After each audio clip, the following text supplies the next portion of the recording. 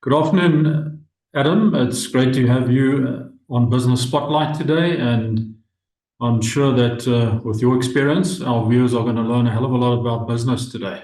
So, welcome, and Adam, please introduce yourself. Morning, Bert. Thank you. I mean, it's an absolute honor and privilege just to tell your story in any way. So my name is Adam Byars. I'm the CEO and joint partner of Grid Worldwide, and CEO of 608, which is an entertainment business, which is a new offering for a creative agency that is Grid Worldwide. And again, I'm really privileged to be interviewed and just to be able to tell our story, because it's a different one, but certainly one that has been interesting for us as an agency, and certainly us as a proudly South African business. So thank you for having me, Bert. Adam, and why don't you just tell us a little bit more about the business and how it started and where you are today? Yeah, so Grid Worldwide it's a creative agency. It's based in South Africa, based in Johannesburg. The founding member is actually Nathan Reddy. He's probably arguably South Africa's best designer, one of South Africa's top 5 creatives, and certainly African creative lead on the continent. The business is 17 years old. I've been in the business 13 years. The business started out as a design agency per se. South Africa didn't have a really purist design agency, but over the years we've evolved from design, and we've included other creative capabilities that has effectively made us a full through the line agency. But that's not where we want to position ourselves. We really want to position ourselves as a brand agency. And when we talk about brand agency, it's really about working with South Africa's big blue chip brands, including MTN, FNB, South African Tourism, and building them out as big, compelling brands that could probably and arguably compete with any of the big brands globally. Yes. So Yes. FNB has been probably our longest standing client. And a big accolade for us was when FNB was voted the most valuable banking brand in the world. Absolutely. In 2022 or 2023. So in terms of what we do, the real essence of what we do is give brands real meaning, give them real authenticity, and then create value for customers and consumers through that brand proposition, and really coming to life. If FNB's positioning is how can we help you, it's really building that proposition around help in every possible way. Oh, great, and thank you for sharing that with us. So, did I hear you correctly in terms of the top brand worldwide? Yeah. So in 2023, FNB was voted the most valued banking brand, which it's interesting because for a third world country, and a country that has a struggling economy like South Africa does, in terms of our telco and our banking offering, we probably are one of the best in the world. And I've always believed that we have a very mature and advanced banking and telco system because we have to innovate. We have to innovate to survive on the continent. And I really believe that the banking and the telco providers have done an incredible job of giving us that giving us a really solid offering. So over time, they've really stood out world class, and they're doing a great job. Excellent. Obviously, as a marketing agency, you guys do a lot of work about unique selling propositions or value propositions for customers. Is there anything that makes you guys stand out? I think the distinction that we've prided ourselves on are 2 things. The first thing is our philosophy of make it mean something. So, if a client comes to us and says, listen, I need an identity and I need a website, the reality, Bert, is you can go online and you can probably buy an identity for $1. Yes. And you could do it yourself, and you can buy a website and you can skin it and you can create it exactly the way you want for a few $1,000. But the real distinction that we've created for ourselves is about giving brands meaning and creating value for our clients. So when we talk about giving them meaning, it's about building these brands around a real purpose, and then developing the proposition around that purpose. So has become a real distinction for us. And then talk about value. We have an operating model called Investment Creative, and Yes. and the idea of investing in creativity is not just a once-off thing. I think it's in order to be a customer-centric organization, you have to continuously build out your brand offering. And Investment Creative is really that idea of giving brands and creating brands that have real value and meaning back to shareholders, back to customers, and certainly back to the organization. So for us, the idea of giving brand meaning and delivering real value for brands has been our silver bullet over the last few years. And it's something that we started out believing in. And I certainly believe that in back end of 2023, we claimed that space, and we can authentically say that we have built brands that have real meaning, and certainly the results are showing for themselves as well. Excellent. No, great stuff. Thanks for sharing that. So what's been your biggest learning as an employer since you started the business? Lead with empathy, to be frank. I really do believe that, leadership is not it's something that has to be earned. It's not a sense of entitlement. And, over the years, I've grown into a leader, but it's certainly been the most humbling experience that I've had to change my ways. I've had to change how I engage the business.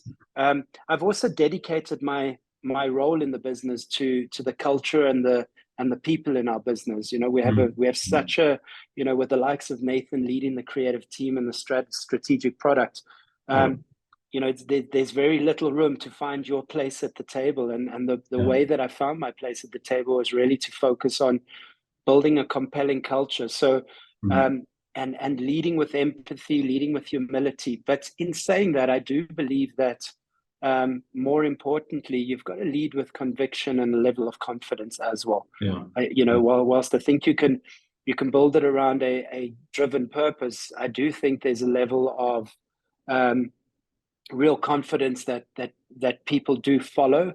And the greatest learning for me was not necessarily running the business, but it was how you lead a business and how you galvanize 100 people to believe sometimes in the impossible, and how are you going to action orientate the impossible to become possible, and allow people to believe that. So in a world of right-brained people around you, is meeting deadlines an issue? Meeting deadlines is sacrilege in our business, to be honest. So I think probably a frustration that does creep in sometimes. And when you get, we've got such a diverse business, we've got a really diverse talent set as well. So some of the new, when we get new staff coming in, one of the challenges is that there's no real sense of urgency.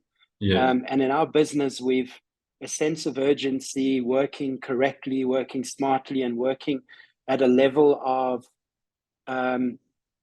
competence and excellence is an inherent requirement. So deadlines are critical; they're sacrilege, and our clients pay us to deliver against those deadlines. But more importantly, it's not just a case of delivery; it's a case of delivering a really compelling product and solution for them within those deadlines.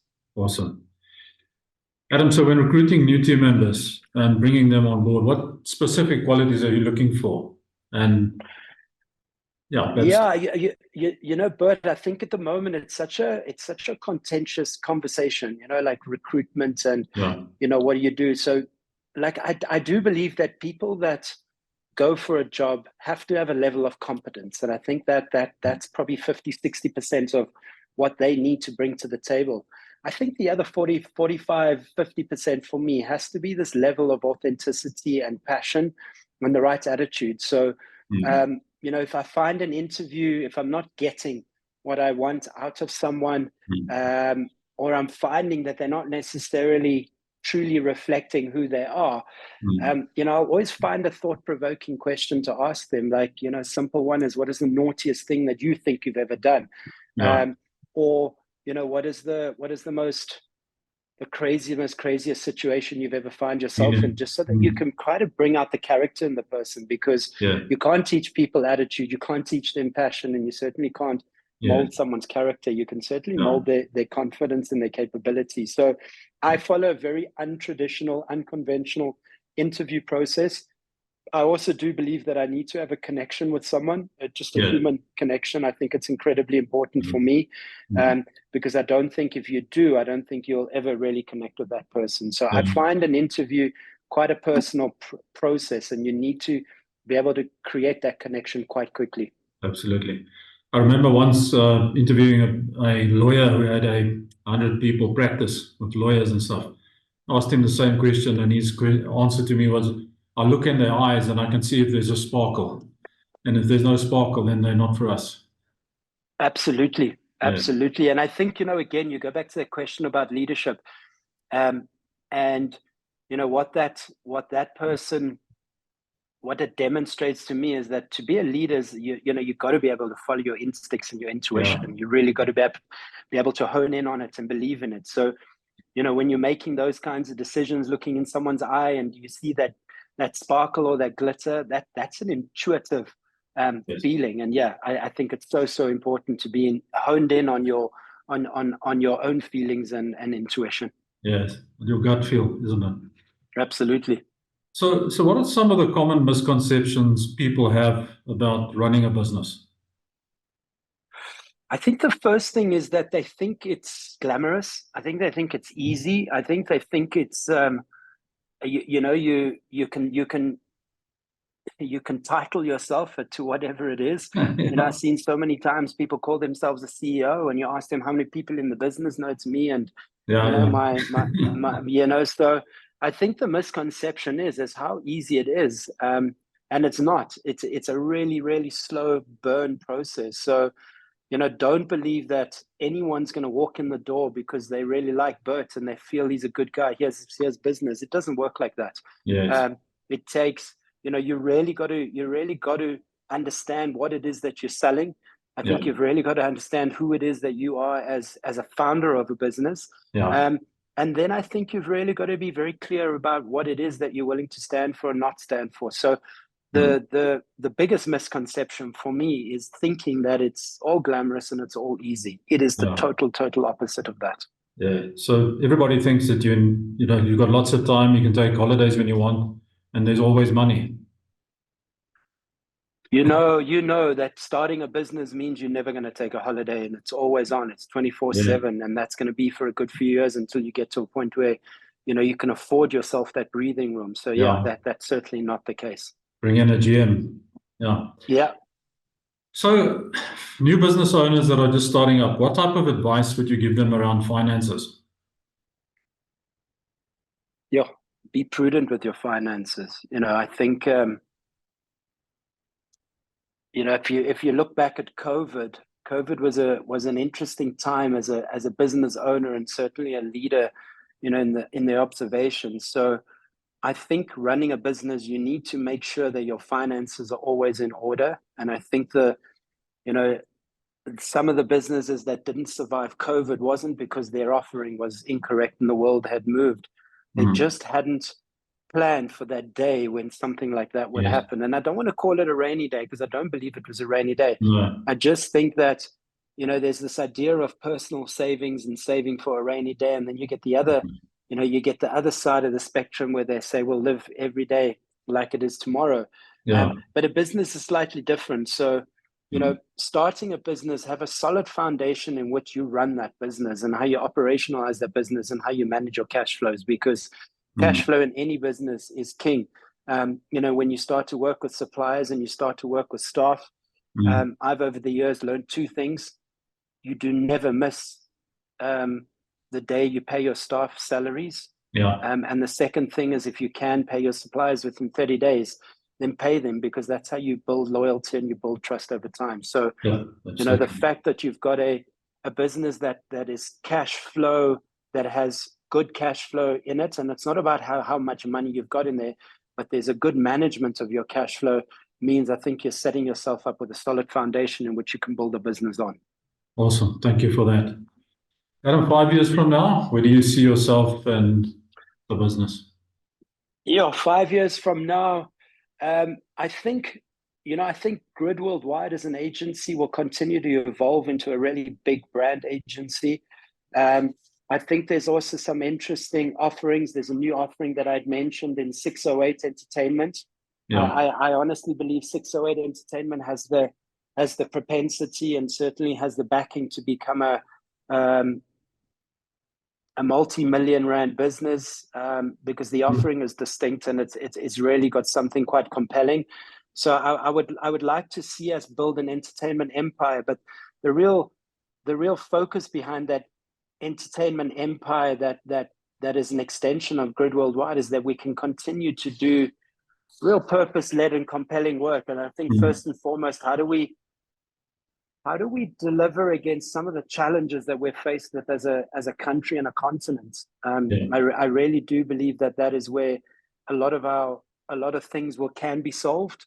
And I certainly think and hope that we can get more involved in the SME segments and markets, in more entrepreneurial conversations, galvanizing more of the creative community. And I'm not talking about the Adland community. I'm talking about musicians, fashionistas, because I believe they're the ones that are really driving the cultural narrative. And I do believe you take the creative community, you take the youth, and you take a good portion of the private sector, we can fight some of the challenges that we're faced with as South Africans and as Africans. Yeah. Honestly believe that we should leave the past behind and focus on the future. But yeah, absolutely. So what is the one question I should have asked but didn't, and what's the answer? Yeah, probably, I thought about this long and hard, but the one thing just popped in my mind, Bert, is like, where do I derive my inspiration? And funny enough, it's just something I don't really generally derive my inspiration from businesses around me. I really derive it. I come from a big sporting and a fashion background, so I really genuinely derive inspiration from the exceptionalism that we've seen as South Africans over the last, the last 18 months, including the box, including Drickers on the weekend. And I just, everybody is fighting their own demons. Everybody's fighting their own challenges day to day. Everyone has a story of how they've got there. And that for me is where I really derive my passion and inspiration for what I believe I can still change in this country and what I believe I can contribute to. We have so many people and organizations that are playing on a global stage that, to give up on it because it's potentially sometimes an easy solution. So the people around me, the sporting industry, the entertainment industry, that's a real inspiration for me. And it's really where I look at for people doing exceptional things. If you take next week is the Grammys, we've got, for the first time, we've got 4 categories that South Africans are nominated in. Awesome. And I do believe, I think Trevor Noah will win in his category. I hope he does. There's Tyler, there's Musa Keys, winning on the global music category. And then there's a category that no one knows about called Capello, which is a young group called Just Six. And I think they have an incredible chance. So imagine walking away with 3 Grammy winners in 1 year. We had Zakes Bantwini last year, and we had Black Coffee the year before. So 3 years in a row, South Africa can win a Grammys. That's a big statement globally. Absolutely. And very inspirational as well. If you had a magic wand, Adam, and I gave you some magic dust, where would you spread that on your business? I wouldn't necessarily change anything that we are. Where I'd probably spread it at the moment is just being a lot more efficient as a business. I always find leading a business, and we're in that process at the moment where, you've got 100 staff looking at you and they're saying, well, what's the vision for the year? What's the plan for the year? And I said to my board last week, like, I don't think we should work on changing the vision. We've got a 3-year business strategy, and we're in the 2nd year, which is around this idea of power versatility, and that we should all become more versatile in what we do day to day so that we can exponentially grow as a business, and we can scale a lot more. And the second thing is, let's just optimize and become more efficient internally, and just continue to fine tune the engine. So no, it wouldn't be this this fairy dust magical spread that would reinvent my business. I honestly believe we've created something compelling. I just think we can be a lot smarter in how we leverage it, and how we unleash it, continue to unleash it to the world. Yeah, I think your vision, your 3-year vision is a 3-year vision. You should, can't change the vision every year. Yeah. Bert, I think what's also interesting is we used to talk about a 5 and 10-year vision, but I just don't think the how fast the world moves at the moment is you're able to even look at a 5 to 10-year plan. So it's good to have a long-term vision, but 2 to 3 years, it can change radically. Yeah, 5 years is a dream, isn't it? It's not something. Yeah, absolutely. Absolutely. Okay. Adam, thank you so much for your time. I really appreciate it. And pleasure. Thank you. It was awesome talking to you, and lots of inspirational stuff. Thank you. I really appreciate it. Take care. Thank you. I hope you have a good year.